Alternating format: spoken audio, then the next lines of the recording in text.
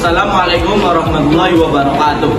Halo sahabat otomotif, kami dari siswa SMK Negeri 1 Pemalang 11 TKRO 1 ingin melakukan proyek MPKK tentang perawatan berkala tune-up.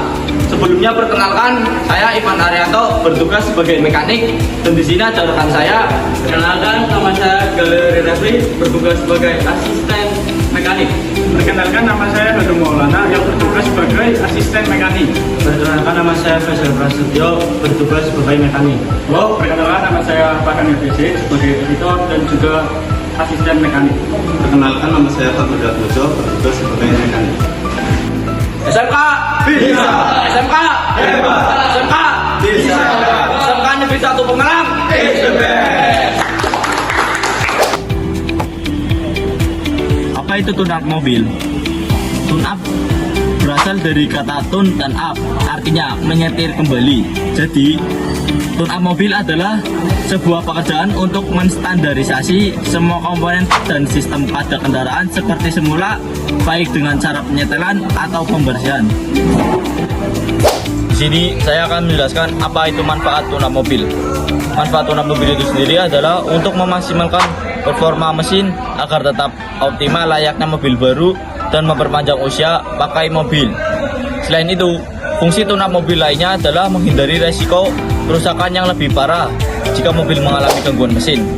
Tune-up sering disebut dengan istilah servis ringan yang dilakukan pada mesin mobil agar performa tetap dalam kondisi baik. Hal ini mengingat mobil digunakan setiap hari sehingga kondisinya akan mengalami penurunan. Assalamualaikum warahmatullahi wabarakatuh. Sebelum kita melakukan review, alangkah baiknya kita berdoa terlebih dahulu agar terhindar dari kecelakaan kerja. Nah, selesai. Setelah itu, jangan lupa kita menggunakan alat pelindung diri seperti sarung tangan, berpak lengkap dari atas sampai bawah, dan menggunakan sepatu yang berkualitas sesuai standar pabrik karena terbuat dari kulit yang berkualitas. Lalu yang terakhir, kita menyiapkan alat dan bahan. Yang pertama ada radiator tester, yang kedua ada compression tester, yang ketiga ada karpet, yang keempat ada buku manual, yang kelima ada toolbox, yang keenam ada hidrometer, ketujuh ada feeler gauge, yang kedelapan ada multimeter, 9 ada lap atau kain, terakhir ada penampan atau wadah yang digunakan untuk menaruh alat-alat agar tidak berserakan. Terima kasih. Sebelum melakukan praktek, alangkah baiknya terlebih dahulu kita pasang karpet agar terhindar dari debu maupun kotoran. Karpet juga berfungsi sebagai pelindung bodi agar kendaraan tidak terkena alat-alat atau komponen lainnya saat sedang melakukan praktek. Ikat kencang agar karpet tidak mudah terlepas dan pastikan karpet dalam posisi yang benar. Selanjutnya yaitu periksa tegangan pada aki atau baterai. Lalu periksa tegangan aki saat mesin dalam keadaan mati dan saat mesin dalam keadaan hidup.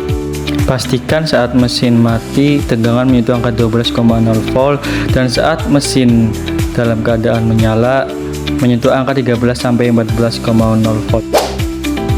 Ganti baterai apabila tegangan pada baterai sudah di bawah standar minimum, atau baterai juga bisa dicas ulang maupun diisi kembali cairannya. Dan apabila saat pengisian tegangan masih tidak naik, maka baterai perlu diganti. Selanjutnya, saat pemasangan baterai, pastikan arus negatif dan positif terpasang dengan benar sesuai dengan prosedur. Selanjutnya yaitu nyalakan mesin mobil dan periksa bahwa aki sudah terpasang dengan benar. Lalu cek kembali tegangan pada aki yang sudah dicas maupun diganti tersebut.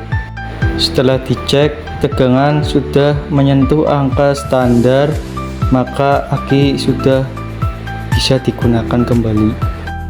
Langkah pertama kita harus mengecek air radiator. Jika air radiator di atas batas tulisan full, maka tidak perlu diisi ulang lagi. Ini masih full ya. Step selanjutnya yaitu periksa tali kipas. Periksa tali kipas bahwa tidak terjadi keausan maupun goresan pada tali kipas. Lalu periksa juga ketebalan tali kipas yaitu menyentuh angka 18,0 mm. Dan apabila sudah di bawah standar maka tali kipas perlu diganti. Periksa juga bahwa tali kipas tidak terlalu longgar dan tidak terlalu kencang. Selanjutnya yaitu periksa oli pada mesin. Pastikan bahwa warna oli masih agak kekuningan maupun keemasan, dan apabila oli sudah memiliki warna yang hitam atau pekat maka oli perlu diganti atau diisi ulang kembali. Setelah itu tutup kembali dengan kencang. Selanjutnya yaitu periksa filter udara. Buka cover filter udara lalu ambil filter udara di dalamnya. Setelah dibuka filter udara ternyata sudah kotor, maka filter udara perlu dibersihkan atau juga bisa diganti. Lalu kita bersihkan filter udara terlebih dahulu.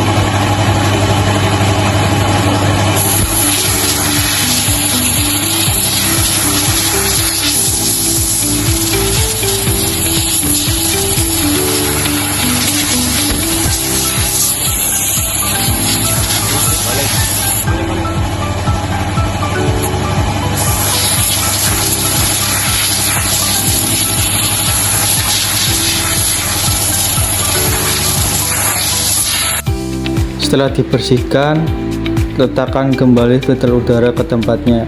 Tutup cover udara lalu kunci dengan rapat. Pastikan keempatnya sudah terkunci dengan semuanya.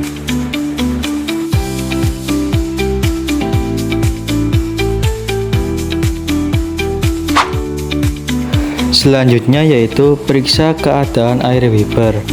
Ternyata setelah diperiksa air wiper sudah habis, maka air wiper perlu diisi kembali.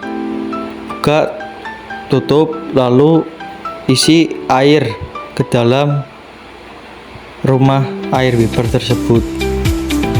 Isi nggak penuh.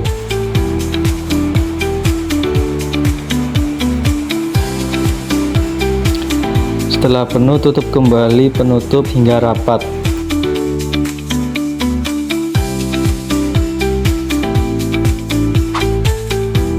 Setelah itu periksa engine oil. Buka penutup engine oil dengan menggunakan tang. Putar hingga penutup terbuka. Periksa apakah oli masih ada atau sudah habis. Apabila oli sudah habis maka oli perlu diisi kembali. Lalu periksa warna oli apakah masih keemasan atau sudah menghitam.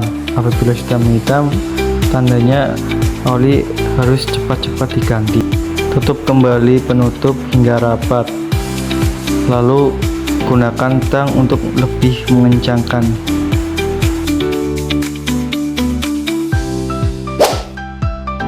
Selanjutnya yaitu periksa keadaan minyak rem. Periksa apakah minyak rem masih ada atau sudah habis. Setelah diperiksa minyak rem sedikit berkurang, maka minyak rem perlu diisi kembali.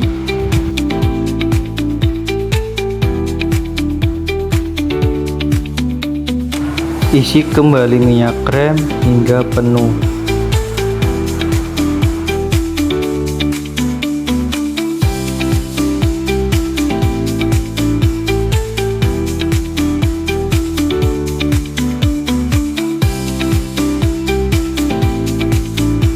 Setelah minyak rem terisi penuh, tutup kembali hingga rapat agar minyak rem tidak tergonjang kemana-mana.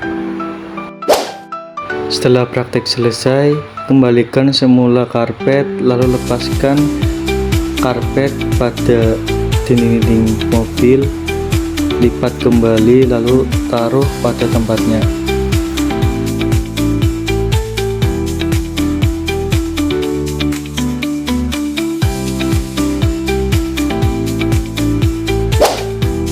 Setelah itu tutup kembali penutup mobil, lalu tekan hingga rapat. Terima kasih, mohon maaf apabila ada salah kata. Semoga video yang kami sampaikan bisa bermanfaat bagi banyak orang. Saya selaku perwakilan kelompok pamit undur diri. Wassalamualaikum warahmatullahi wabarakatuh.